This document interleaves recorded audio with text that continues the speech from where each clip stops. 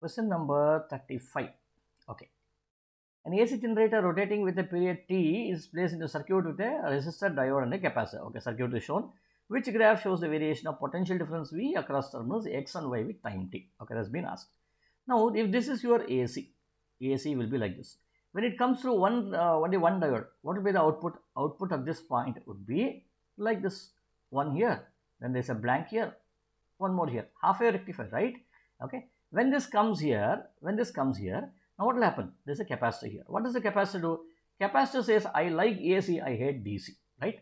So which means the output of the capacitor here would be, see, this AC component has been lost, so you get a DC here, okay, and then so you get something like this slight fluctuation, and you get this one here, and this one, whatever is your variation here has been sent through this, and once again, okay, when it comes here, once again you get this one, so you get this one here, and then once again you get this straight line, then once again you get this one here, something like this. So you get a small curve, a ramp, small curve, a ramp, and so on. So which is the right answer here? Now you have two answers like this. What about here? Array, all the four answers looks alike. Okay, this is definitely incorrect. Okay, because there's a gap here, right? And this is only the output that you get across the what do you call it, the diode. Now here, what else do we need to look at? We need to look at T. See, this full loop is 1 T. So it means until here it is T. So until here it is T by 2.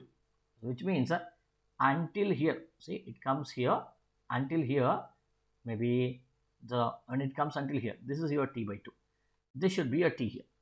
Okay, now let us look at where does it T. See, there are 2 loops over here, which does not happen in case of this.